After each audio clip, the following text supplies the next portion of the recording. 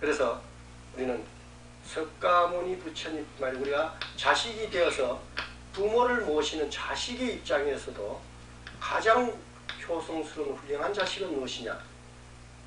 부모가 원하는 것을 따라 행하는 자식을 우리는 가장 효성스러운 자식으로, 훌륭한 자식으로 봅니다.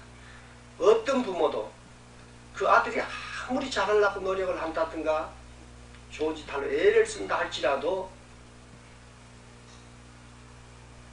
그보다가 그 부모 입장에서는 이렇게 하고 이렇게 살기를 바란다라는 부모가 원하는 것에 맞추어서 반드시 그렇게만 한다면은 더 그 자식이 귀엽고 사랑스러울 것입니다. 불자라면은 부처님이 이렇게 인간들이 중생이 이렇게 살고 이렇게 닦고 이렇게 깨우치기를 바라는 그 바라는 대로 행하는 불자를 부처님이 가장 어여삐 보시고 사랑하고 자비를 베풀 것은 당연합니다. 그렇다면은 우리가 부처님이 무엇을 바라는가를 아셔야 됩니다. 무엇을 바랐습니까?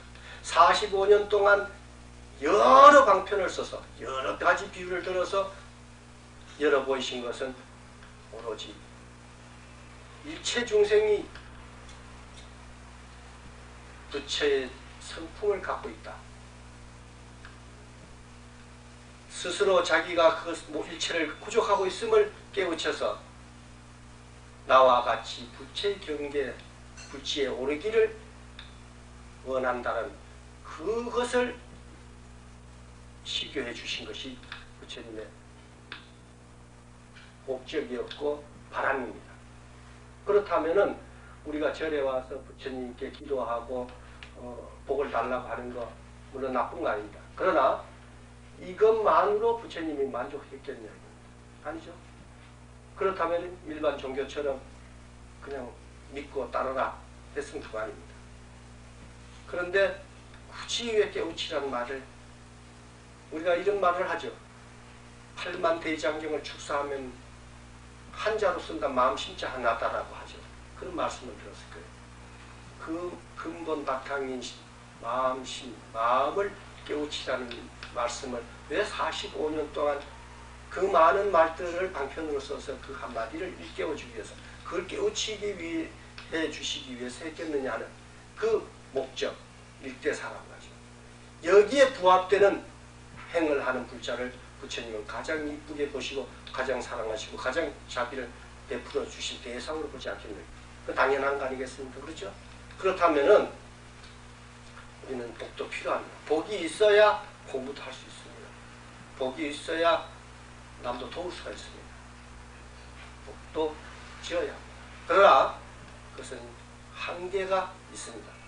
선업이든 악업이든 어떠한 복도 그것은 인을 심어서 과를 받게 됩니다.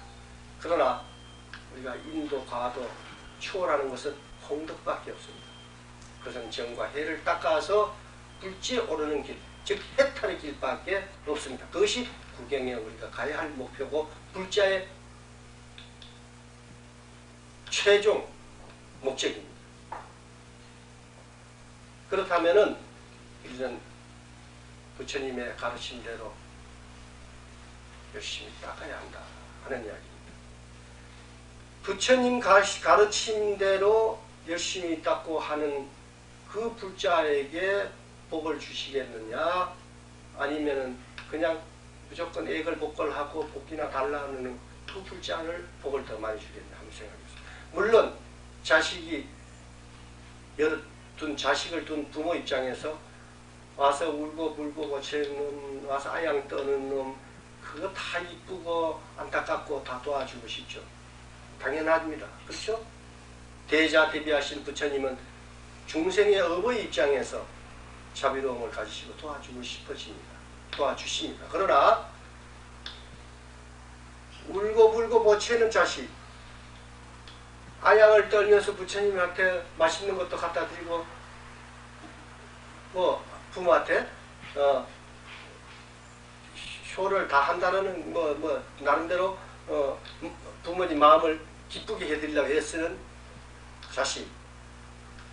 이 자식보다는 이렇게 행하고 이렇게 닦고 이렇게 열심히 살아서 이렇게 훌륭한 사람 되고 나면 부모가 바라는 일을 시키는 대로 하는 그 자식에게 거채고 울고 타는 자식이나 아양 떨고 이렇게 재롱 부리는 자식, 그보다는 바라고 원하는 대로 시키는 대로 하는 그 자식에게 더 사랑을 베풀 것은 부모의 입장에서 10손가락 깨물어서 아프지 않는 손가락이 하나도 없다 할지라도 그 중에서 그 자식이 더 관심이 가고 그 자식을 위해서 뭔가 더 해주고 이놈은 장래성이 있어. 이놈을 위해서 뭘 남겨줘야 되겠다는 그 마음 가지는 게 부모마음 아니겠습니까?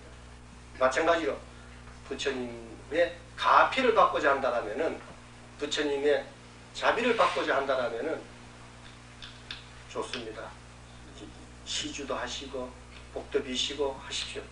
하지 말라는 거 아닙니다. 그러나 그에 우선해서 부처님의 가르침에 따라서 부처님의 일대 시교를 무엇을 목적으로 해서 45년 동안 그 고생하는 고생의 길을 걸으시면서 부처님이 중생에게 열어보이셨나 하는 것을 빨리 알아서 믿고 행하도록 이렇게 하신다면 여러분들은 참 불자의 길을 걷게 될 것입니다. 그렇게 해서 여러분들이 구경에는 해탈하셔서 영원한 계자유로서 즐거운 영원한 삶을 사실 수 있도록 그렇게 하시기 바랍니다. 개송 한마디를 읽도록 하겠습니다. 수지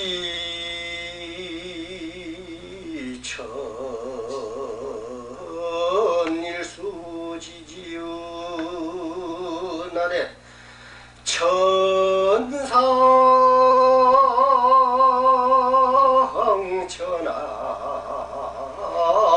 유화독존이라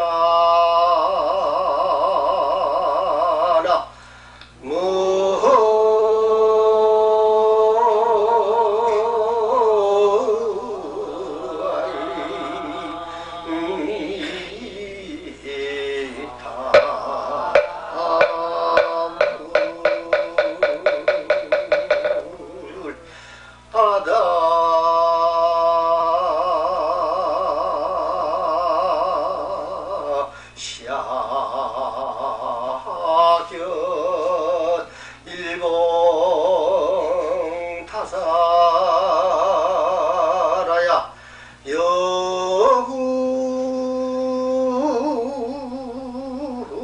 여구자가 악어가도 천하태평하리라 나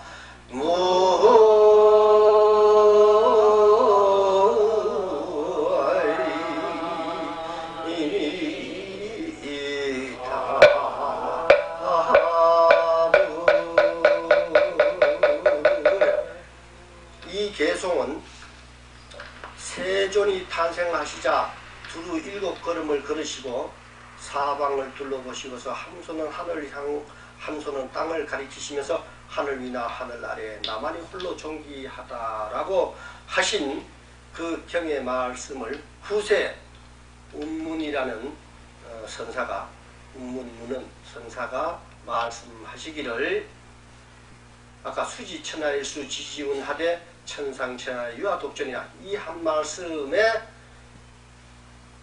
문은 선사가 후대에 여기 이 말씀에 하신 개송입니다. 이 말을 듣고 아당시 약전이면 일봉타살하여 여구자거하여 과도 천하태평하리라.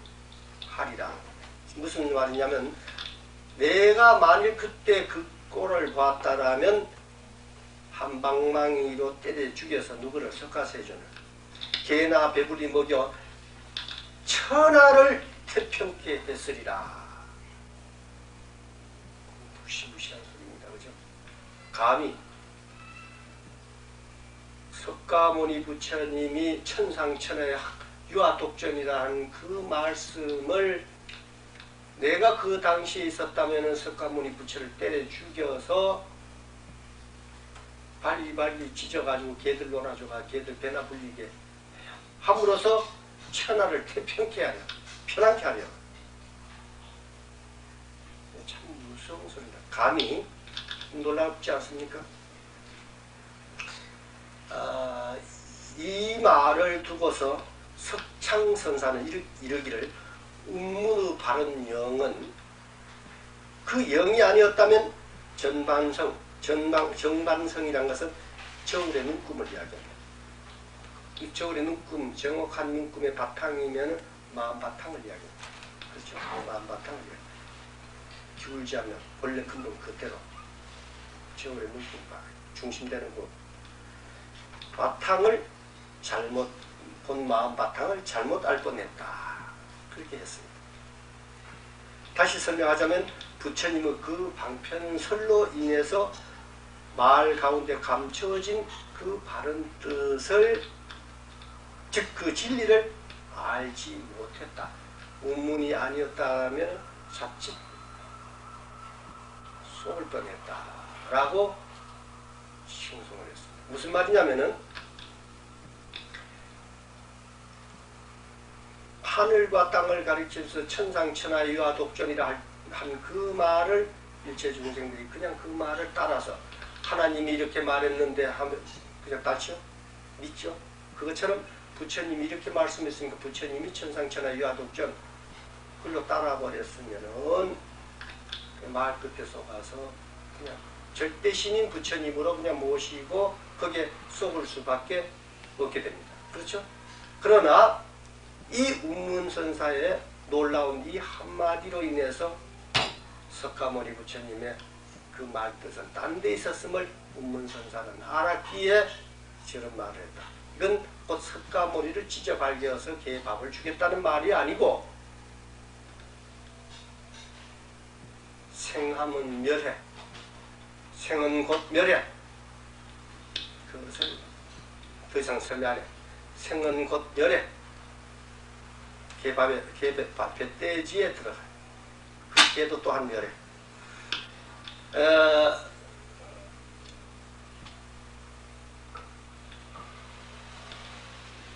아까 우문선 천하를 태평케 하리라.